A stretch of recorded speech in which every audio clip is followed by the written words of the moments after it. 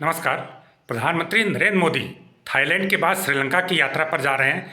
आखिर छोटा सा देश श्रीलंका भारत के लिए क्यों महत्वपूर्ण है? क्यों प्रधानमंत्री नरेंद्र मोदी चौथी बार श्रीलंका की यात्रा पर जा रहे हैं? देखिए, श्रीलंका भारत का सबसे नज़दीक का पड़ोसी है। अगर हम जितने भी पड़ोसी देश हैं उनकी बात करें तो श्रीलंका ऐसा देश है जो सबसे नज़दीकी पड़ोसी देश है और समुद्री देश है। दूसरी बात यह है कि श्रीलंका ऐसा देश है जिससे भारत के संबंध सबसे ज़्यादा पुराने हैं। 2500 साल पुराने संबंध हैं श्रीलंका के साथ। सांस्कृतिक और जो ऐतिहासिक संबंध हैं करीब 2500 साल पुराने हैं, रामायण युग से संबंध हैं। तो ये दूसरा महत्वपूर्ण है। तीसरा यह है कि हिंद महासागर में जो श्रीलंका की स्थिति है वो बेहद महत्वपूर्ण है। समुद्र में जहाँ श्रीलंका स्थित है उसके पास से जो सारा समुद्री कारोबार होता है और समुद्री ट्रैफिक है उसके करीब से होकर गुजरता है। इसलिए श्रीलंका की जो रणनीतिक स्थिति है वो भारत के लिए बेहद महत्वपूर्ण है। इसलिए श्रीलंका हमेशा भारत के लिए महत्वपूर्ण रहा है, राजनीतिक रूप से भी, कूटनीतिक तरीके से भी, सांस्कृतिक संबंधों के नज़रिए से भी और ऐतिहासिक संबंधों के नज़रिए से भी। तो प्रधानमंत्री नरेंद्र मोदी वहाँ पर 2017 में भी गए थे, 19 में भी गए थे, 2015 में भी गए थे और अब फिर से जा रहे हैं। थाईलैंड से वो श्रीलंका पहुँच चुके हैं और वहाँ पर वो राष्ट्रपति कुमारा दिसानायके से द्विपक्षीय वार्ता भी करेंगे। श्रीलंका की यात्रा इसलिए भी भारत के लिए महत्वपूर्ण है क्योंकि अगर हम कुछ पीछे हटें, कुछ साल पीछे जाएँ तो श्रीलंका चीन की गोद में जा बैठा था।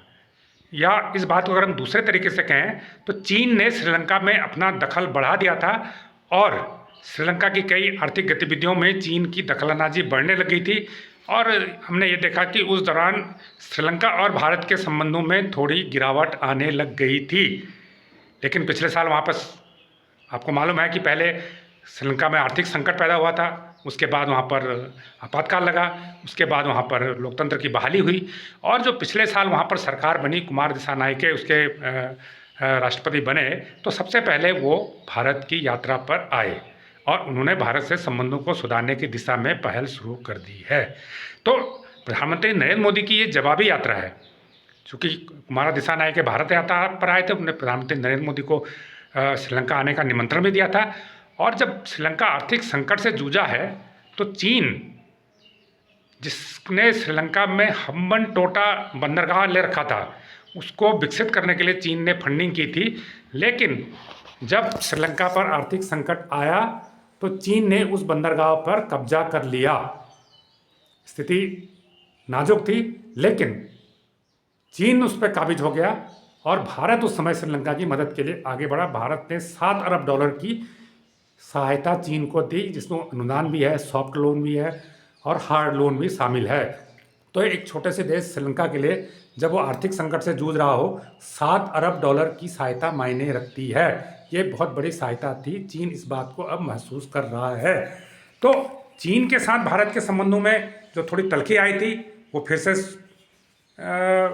ठीक हो गई है, क्योंकि श्रीलंका को ये लगता है कि चीन उसका दोहन कर रहा है। चीन उसका असल मददगार नहीं है। असल मददगार भारत है, जो पड़ोस पहले की नीति पर काम करता है, नेवर फर्स्ट की नीति पर भारत काम करता है और हमेशा अपने पड़ोसियों की मदद के लिए आगे रहता है। आपने देखा होगा आजकल म्यांमार में तूफान आया है तो भूकंप आया हुआ है, तो भूकंप से वहाँ बड़ी तबाही मची है, तो सबसे ज़्यादा रिस्पॉन्ड वहाँ पर भारत ने किया। सबसे पहले वहाँ पर भारत पहुँचा है। तो इसी प्रकार श्रीलंका भी जब भी मुसीबत में आया तो भारत ने सबसे पहले उसकी मदद की।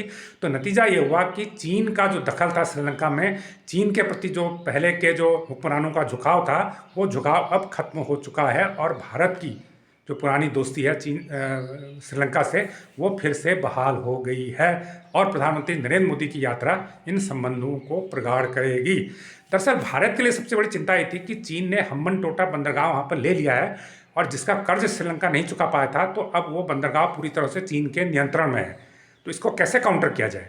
तो इसको काउंटर करने के लिए भारत ने श्रीलंका में एक और बंदरगाह को विकसित करने का फैसला किया है। इस बंदरगाह का नाम है कांके संथुराई। तो कांके संथुराई बंदरगाह भी इम्पोर्टेंट है और इसको भारत विकसित कर रहा है। इसके लिए भारत ने $6.25 करोड़ की राशि श्रीलंका को देने का फैसला किया है।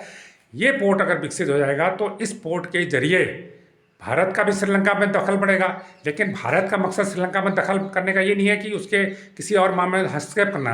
वो दखल इसलिए बढ़ा रहा है क्योंकि हमें चीन की गतिविधियों पर वहाँ पर नज़र रखनी पड़ेगी। हम्बनटोटा बंदरगाह पे चीन क्या करता है, क्या सिर्फ व्यापार के लिए उसका उपयोग करता है? ऐसा तो नहीं कि चीन के नावल सिर्फ वहाँ पर उससे बंदरगाह में पहुँच जाए। तो भारत को ये भी अपने हितों की रक्षा भी करनी होगी। तो इसलिए भारत इस बंदरगाह को इस बंदरगाह को श्रीलंका में विकसित कर रहा है ताकि चीन की किसी भी गतिविधि पर नज़र रखी जा सके। तो इस यात्रा को लेकर माना जा रहा है कि और कई समझौते हो सकते हैं, रक्षा क्षेत्र में और समझौते हो सकते हैं, ये 1-2 दिन में पता चल जाएगा। बहरहाल हम अभी इतना कह सकते हैं कि चीन के साथ जो संबंधों में तल्खी आई थी उसे भारत ने फिर से स्थापित कर लिया है। और आज जो श्रीलंका में चीन का दखल बढ़ रहा था वो धीरे धीरे अब कम होने लगा है। तो ये जानकारी आपको कैसी लगी हमें कमेंट करके ज़रूर बताएं। जो लोग इस चैनल को पहली बार देख रहे हैं उसको लाइक करें, सब्सक्राइब करें और शेयर भी करें। धन्यवाद।